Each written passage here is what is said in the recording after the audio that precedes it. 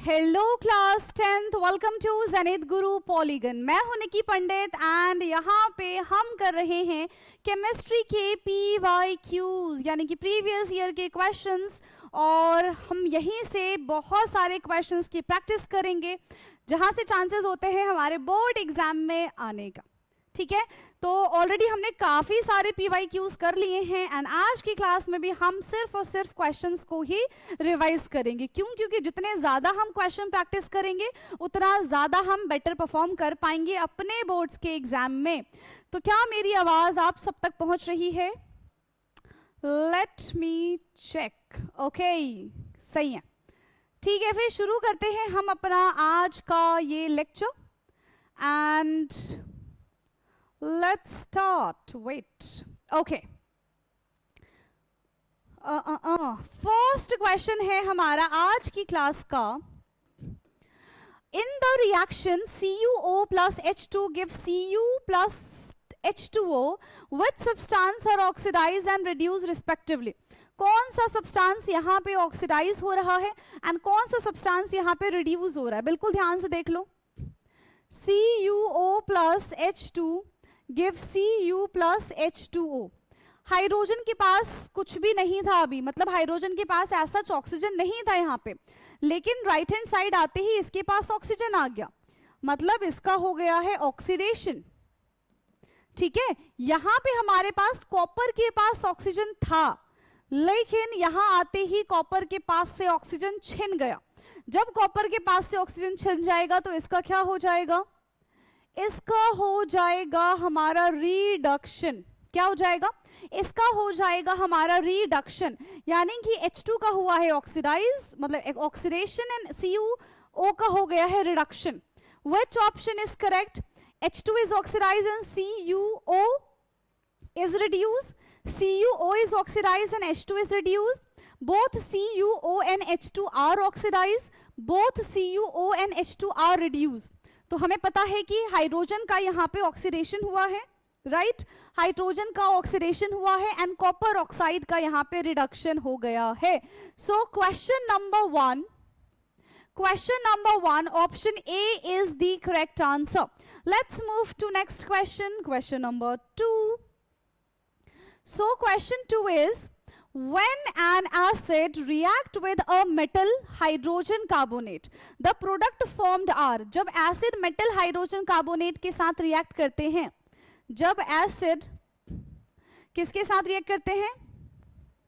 Metal hydrogen carbonate के साथ react करते हैं तो किस चीज का प्रोडक्शन करते हैं? ये हमने चैप्टर में पढ़ा हुआ है। Salt water and hydrogen gas, salt and water only, salt water and carbon dioxide gas, salt and carbon dioxide gas only. तो यहाँ पे सॉल्ट भी बनता है, कार्बन डाइऑक्साइड भी बनता है एंड साथ ही साथ यहाँ पे वाटर का फॉर्मेशन भी होता है। So question number 2 option C is the correct answer. Question number 2 का हमारा यहाँ पे ऑप्शन सी एकदम करेक्ट आंसर है। Let's move to another question, question number 3। Question number 3 is which of the following metals exist as liquid at room temperature? Again very easy question. Which of the metal, है ना, कौन सा यहाँ पे ऐसा metal है जो लिक्विड फॉर्म में एग्जिस्ट करता है रूम टेम्परेचर पे? Sodium, iron, mercury and gold. So basically all are the metals, but सारे के सारे सॉलिड फॉर्म में प्रेजेंट होते हैं एक्सेप्ट मर्क्यूरी। ठीक है, एक्सेप्ट मर्क्यूरी। मर्क्यूरी एक ऐसा मेटल है जो लिक्विड फॉर्म में प्रेजेंट होता है हमारे रूम टेम्परेचर पे। Okay, now next question, question number 4। Question 4 is based on the reactivity series. ठीक है, based on the reactivity series which of the following metal will not displace hydrogen from dilute acid? कौन सा यहाँ पे ऐसा metal है, ठीक है, जो हाइड्रोजन को डिस्प्लेस नहीं कर सकता है according to the reactivity series? तो अगर जो आपने रिएक्टिविटी सीरीज देखी है तो आपको पता होगा कि सबसे पहले हाईली रिएक्टिव मेटल रखा जाता है, फिर जैसे जैसे टॉप से बॉटम की तरफ आते जाते हैं मेटल्स की रिएक्टिविटी जो है वो स्लो हो जाती है। राइट, मेटल्स की जो रिएक्टिविटी है वो स्लो हो जाती है। सो हाइड्रोजन के नीचे इसमें से कौन सा मेटल आता है और वो हाइड्रोजन को रिप्लेस नहीं कर पाएगा। So zinc, magnesium and iron are highly reactive metals, ठीक है, more reactive than hydrogen, but copper जो है वो हाइड्रोजन के नीचे आता है। So copper is the least reactive metal and it cannot displace hydrogen from its hydrogen chloride. Okay, next question है हमारा question number 5th. So question number 5th is, फटाफट से इसको रीड करो, क्या है ये क्वेश्चन नंबर 5th? यस, क्या है हमारा question number 5th? An aqueous solution of which of the following compounds is used for whitewashing wall? कौन सा इसमें से व्हाइट वॉशिंग में काम आता है? यस, किसका इस्तेमाल हम व्हाइट वॉशिंग में करते हैं, ये हमसे पूछा जा रहा है, ये पूछा जा रहा है। हाँ, किसका इस्तेमाल हम यहाँ पे व्हाइट वॉशिंग में करते हैं? एनी आइडिया किसका इस्तेमाल करते होंगे हम यहाँ पे व्हाइट वॉशिंग में? Calcium carbonate CaCO3, calcium oxide CaO, calcium hydroxide CaOH का whole twice and calcium sulphate CaSO4। क्या हो जाएगा? सो हम यहाँ पे क्विक लाइम का इस्तेमाल करते हैं फॉर व्हाइट वॉशिंग, ठीक है। क्विक लाइम क्या है? क्विक लाइम क्या है? It's calcium oxide. Question number 5th, option B is the correct answer. Question number 5th का हमारा ऑप्शन बी एकदम करेक्ट है। Next question, question number 6th. Sixth question is, when an aqueous solution of sodium sulfate, when an aqueous solution of sodium sulfate is mixed with an aqueous solution of barium chloride, ठीक है, sodium sulphate जो है, sodium sulphate Na2SO4 react कर रहा है barium chloride के साथ, यानी कि BaCl2 के साथ, तो यहां पे क्या बनता है?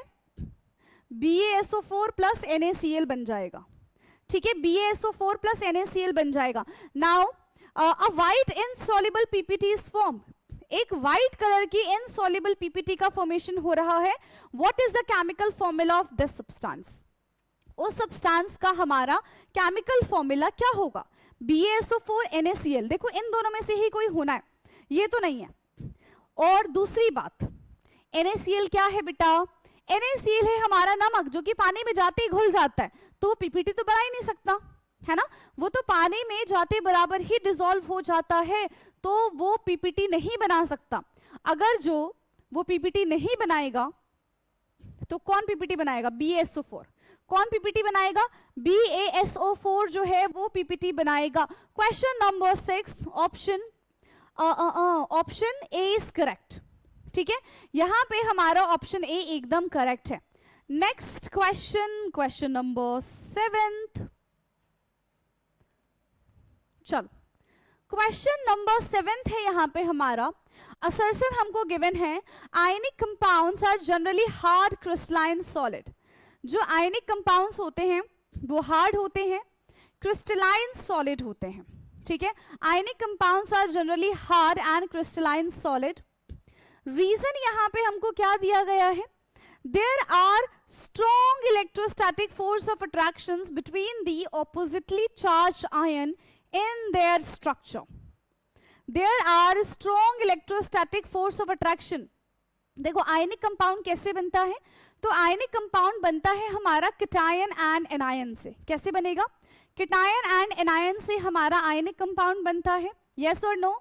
सो जब ऑपोजिट चार्ज एक साथ अट्रैक्ट होंगे, सो उनके बीच में बहुत स्ट्रॉन्ग फोर्स ऑफ अट्रैक्शन लगेगा। ओके, उनके बीच में बहुत स्ट्रॉन्ग फोर्स ऑफ अट्रैक्शन लगेगा, इसी वजह से ये बहुत ज्यादा हार्ड होते हैं। सो बोथ आर करेक्ट, दोनों की दोनों यहाँ पे जो चीजें दी गई हैं, A and R both are correct and R is the correct explanation also.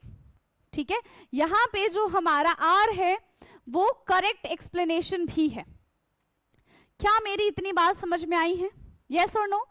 तो question number 7 option A is the एकदम सही आंसर। ठीक है, ऑप्शन ए हमारा एकदम करेक्ट है। Next question, question number 8। Okay, so next question है हमारा question number 8, attempt either option A और बी। ठीक है, हमें या तो ऑप्शन ए अटेम्प्ट करना है या तो ऑप्शन बी अटेम्प्ट करना है, but we will do the both, हम यहाँ पे दोनों करेंगे। You are given 3 metals, sodium, magnesium and copper. Okay, arrange them in decreasing order of their reactivity. In metals को हमें decreasing कह रहे, हाँ, इन metals को हमें decreasing order of their reactivity में लगाना है. So, the decreasing order of their reactivity is, the decreasing order of their reactivity is, सबसे ज्यादा है सोडियम, फिर हमारा आता है मैग्नीशियम, एंड देन हमारा आ जाएगा कॉपर। ठीक है, एंड देन हमारा आ जाएगा कॉपर। क्या ये बात क्लियर है? यस। नाउ सेकेंड पार्ट इसमें क्या कह रहे हैं, describe a simple experiment to establish the reactivity order between magnesium and copper. Magnesium and copper के बीच में हमको रिएक्टिविटी बतानी है, रिएक्टिविटी स्टैब्लिश करनी है। कैसे करेंगे? यस, रिएक्टिविटी हम कैसे स्टैब्लिश करेंगे? सो मैग्नीशियम जो होता है वो रिएक्टिविटी सीरीज में ऊपर आता है ना, एंड दूसरा हमारे पास क्या था, magnesium and copper. Okay, copper जो है वो रिएक्टिविटी में नीचे आता है। ठीक है, कॉपर जो है वो रिएक्टिविटी में नीचे आता है, तो वो क्या करेगा, अगर हमारे पास कॉपर सल्फेट है एंड मैग्नीशियम है, तो magnesium can easily displace copper from it's sulphate and form magnesium sulphate. ठीक है, ऐसा ये फॉर्मेशन कर सकता है। दोनों की हमें रिएक्टिविटी को बेसिकली कंपेयर करना है। ठीक है, so to compare the reactivity of to compare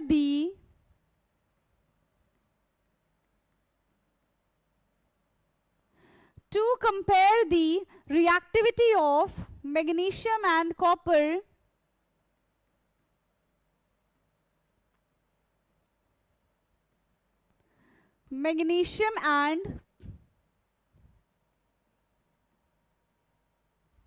ठीक है, magnesium and copper we can use displacement reaction.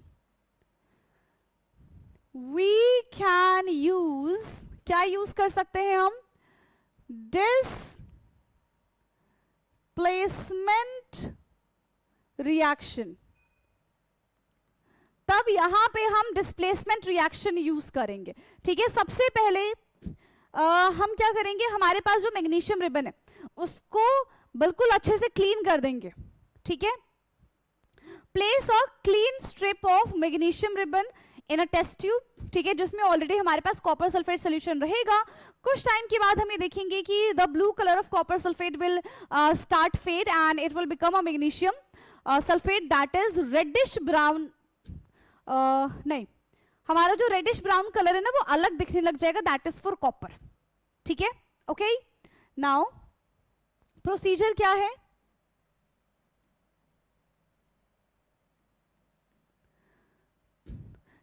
यहां पे हमारा प्रोसीजर है, प्लेस अ क्लीन मैग्नीशियम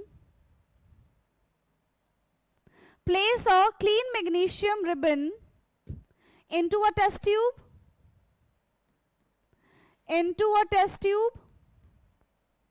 ठीक है, टेस्ट ट्यूब के अंदर हमको ये क्लीन मैग्नीशियम रिबन रख देना है ना, और उस टेस्ट ट्यूब में ऑलरेडी कॉपर सल्फेट का सोल्यूशन होगा। ठीक है, into a test tube containing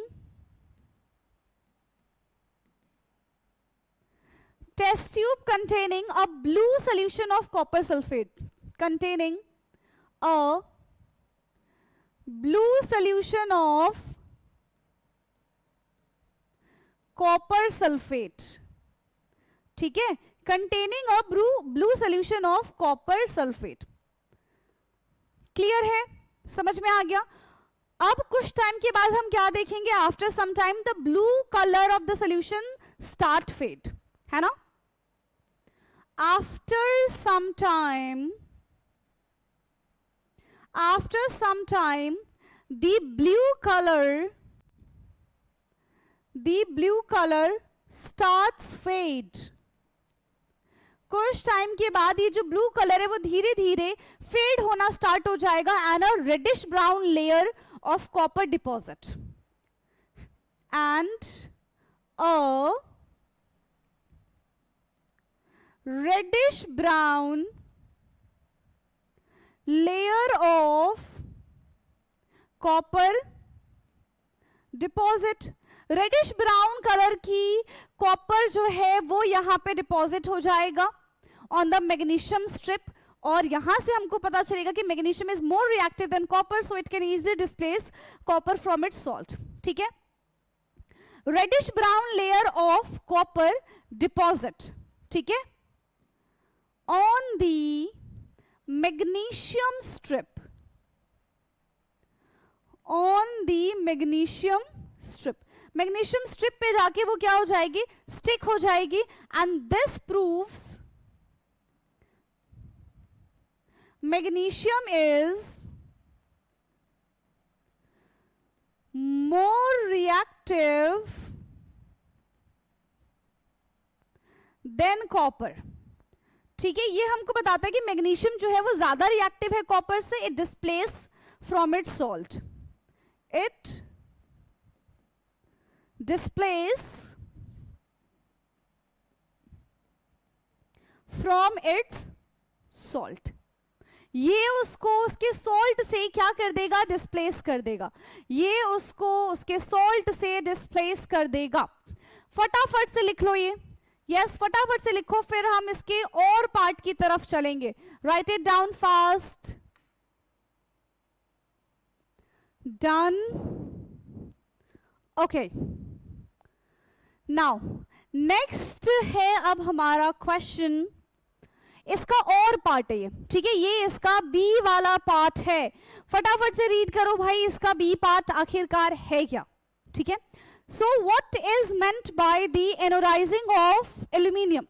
anodising of aluminium का क्या मतलब होता है, टू प्रोटेक्ट. एल्यूमिनियम के ऊपर एक ऑक्साइड की लेयर बना के उसको प्रोटेक्ट कर देना, है ना, उसको प्रोटेक्ट कर देना, that is called anodising.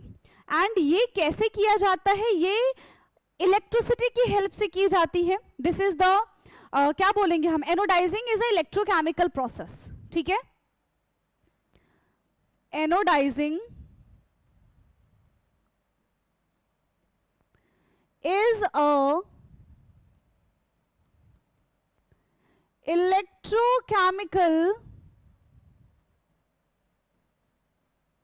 process. Anodizing is the electrochemical process used to create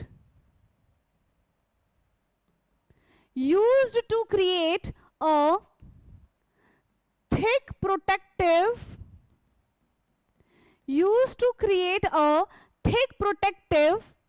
layer of aluminum oxide, protective layer of aluminium oxide. ठीक है, ये थिक प्रोटेक्टिव लेयर बनाता है एल्यूमिनियम ऑक्साइड का, that is Al2O3 on the surface of aluminium object, on the surface of aluminium object. ठीक है, aluminium object पे ये एक लेयर बना लेता है ऑक्साइड का, right, by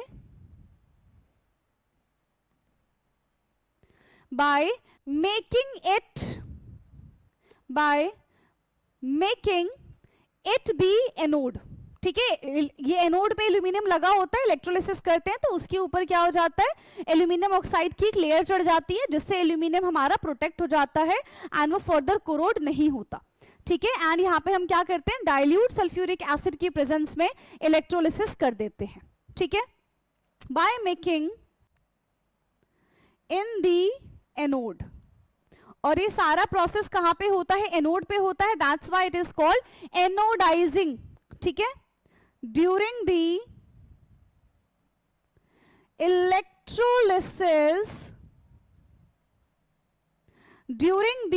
electrolysis of dilute sulfuric acid during the electrolysis of dilute sulfuric acid. Okay, now the second one is, how does this process make aluminium resistant to further corrosion? कैसे ये process aluminium को आगे और corrode होने से बचाता है? ठीक है, कैसे कोरोड होने से बचाता है? क्या लिखेंगे हम सेकंड का आंसर? जो हमारे पास एल्यूमिनियम ऑक्साइड की लेयर है, that is extremely hard and non reactive. ठीक है, सो इट इज वेरी, ये एक तरीके का क्या हो जाएगा, एक बहुत टफ लेयर बन जाएगी मेटल के आसपास, मेटल के सरफेस के आसपास, जिसकी वजह से it protect with the help of it protect from the air and the moisture. ठीक है, the aluminium layer is very hard, durable. ठीक है, very hard, durable and non reactive. ये बहुत ज्यादा हार्ड होता है, ड्यूरेबल होता है, बहुत लंबा चलता है एंड नॉन रिएक्टिव है. ठीक है, this tough layer,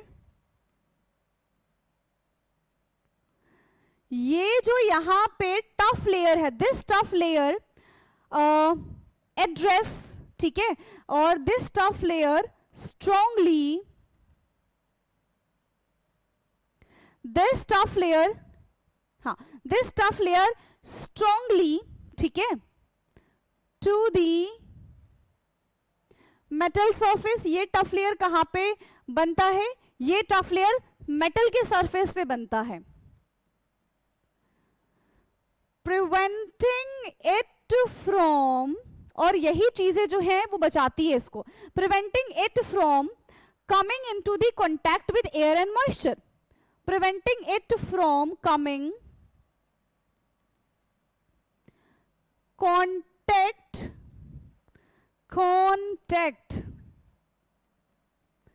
contact with air and moisture. Coming contact with air and moisture. ठीक है,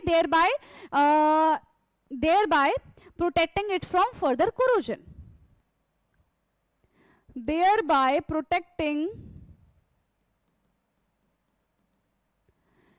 it from further corrosion. और ये इसको फर्दर कोरोजन से क्या करता है? ये इसको फर्दर कोरोजन से बचा लेता है. ओके, सो फटाफट से इसको देखो, फिर हम चलेंगे नेक्स्ट क्वेश्चन की तरफ. क्या इतनी बात क्लियर है?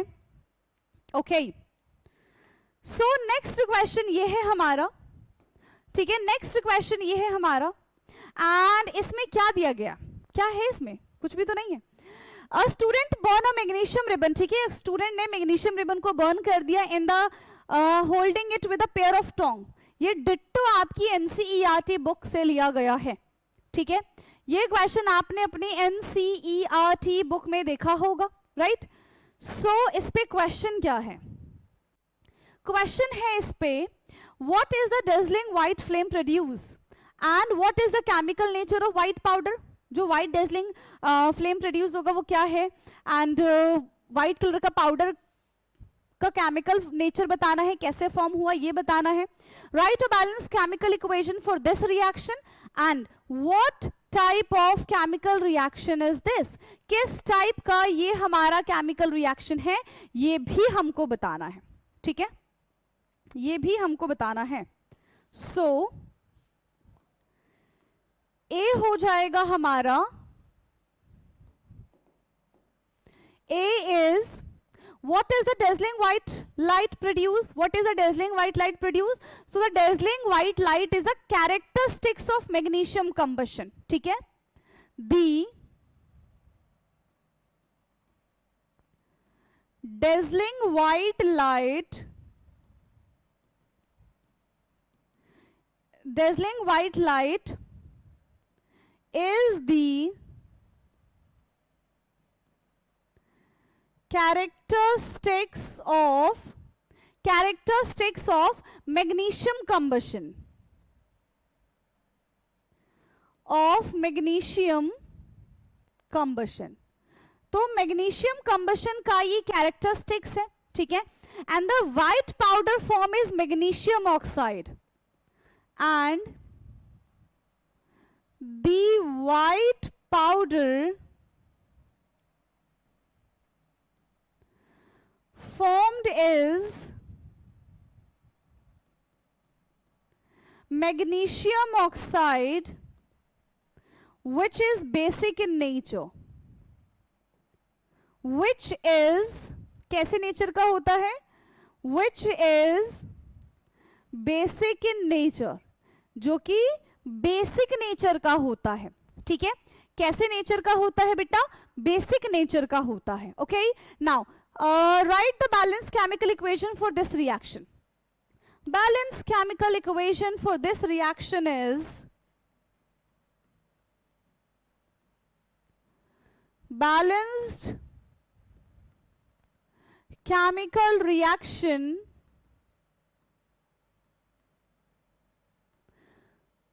for this equation is Mg plus O2 will give MgO, यहां पे 2 आ जाएगा, यहां पे 2 आ जाएगा, और रिएक्शन हमारा बैलेंस हो चुका है। अगर हम इसके फिजिकल स्टेट के बारे में बात करें तो सॉलिड, गैस, सॉलिड, ठीक है। सॉलिड, गैस एंड सॉलिड हो जाएगा, ठीक। Now what type of chemical reaction is this, किस टाइप का केमिकल रिएक्शन है ये, तो when two reactant combine together to give a single product, तो किस टाइप का रिएक्शन बनता है ये बेटा हमारा, ये हमारा बनता है combination reaction. So this is combination reaction, this is combination reaction, ठीक है। क्यों है ये हमारा combination reaction, because two reactant combine together, two reactant combine together to give a single product, to give a single product, ठीक है, to give a single product। Next question पे आ जाएं। नाउ नेक्स्ट क्वेश्चन है हमारा, draw the structure of मिसल। हमें मिसल का structure बनाना है, and soap is dissolve in water, clearly label the hydrophobic and the hydrophilic part of the soap molecule, ठीक है। हमें मिसल का स्ट्रक्चर बनाना है, किसका स्ट्रक्चर बनाना है, मिसल का स्ट्रक्चर बना देते हैं हम, ए वाला। कैसा स्ट्रक्चर बनेगा मिसल का, गंदगी के पास, ठीक है। देखो यहां पे ऐसा बनेगा, ये गंदगी है ना, ये हमारी क्या है, गंदगी है, डर्ट है। तो इसके अंदर ना ये सारे के सारे पार्टिकल जो हैं, देखो ऐसे,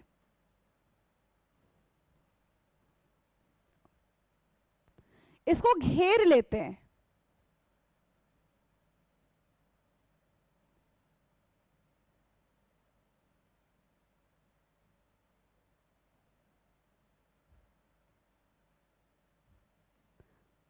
तो ये हमारा बन गया मिसल, ठीक है। ये हमारा क्या बन जाएगा, this is the structure of micelle, जिसमें ये क्या है, ऑयल ड्रॉपलेट मान लो,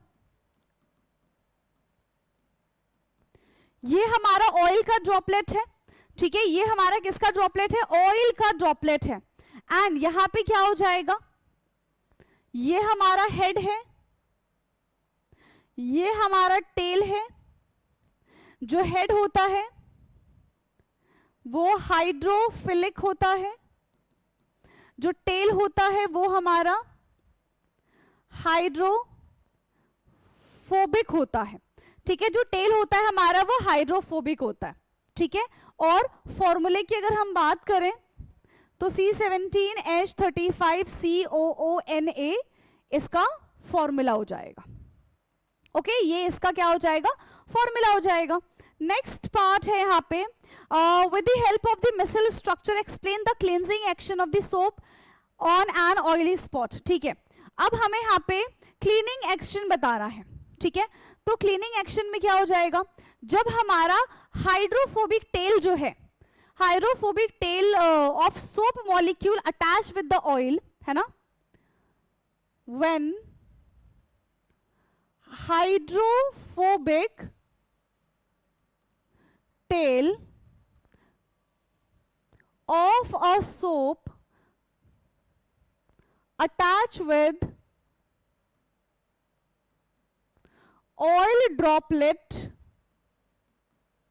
हाइड्रोफोबिक टेल जो है सोप का, जब वो ऑयल के साथ, ग्रीस के साथ अटैच हो जाएगा, ठीक है, तो यहां पे क्या हो जाएगा, क्या हो जाएगा, when hydrophobic tell of a soap attach with the oil और ड्रॉपलेट, ठीक है।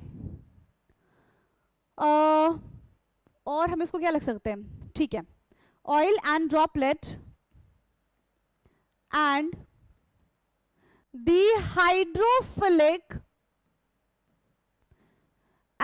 Hydrophilic head react with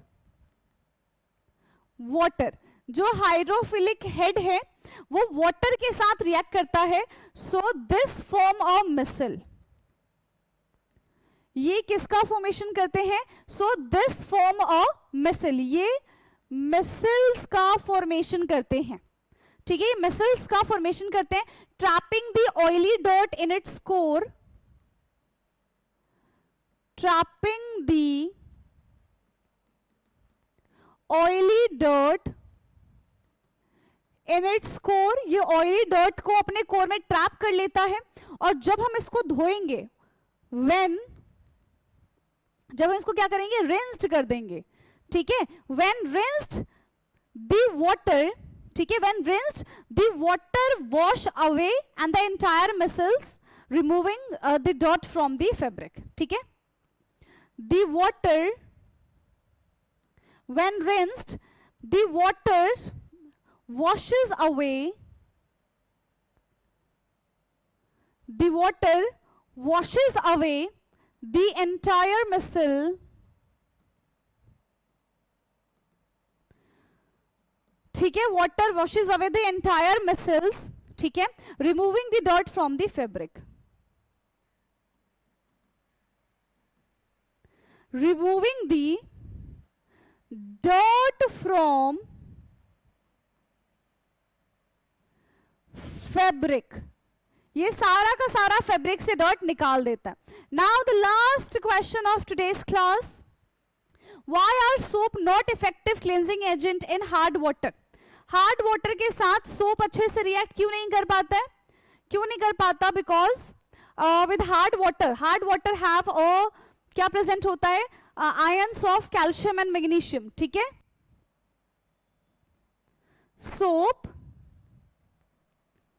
react with hard water, जब सोप हार्ड वाटर के साथ रिएक्ट करेगा, ठीक है, they form scum which is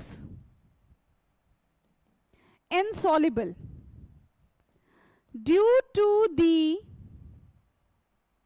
ions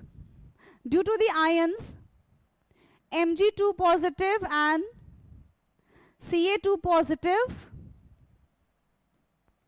present in water, present in hard water. तो हार्ड वाटर में ये आयंस प्रेजेंट होते हैं, इनके साथ सोप रिएक्ट करके स्कम का फॉर्मेशन करता है ना, which is present in water and they are not effective, ठीक है, scum formation is not effective, scum formation is not effective in cleansing or cleaning. तो यहां पे हमने सारे के सारे क्वेश्चंस अपने कर लिए हैं कंप्लीट। क्या आपको समझ में आया है? फटाफट से इसको करेंगे नोट डाउन, फिर खत्म। ओके, सो आज के लिए इतना काफी था एंड बाकी का डिस्कशन अब हम करेंगे अपने नेक्स्ट क्लास में। तब तक के लिए पढ़ते रहिए। Thank you so much.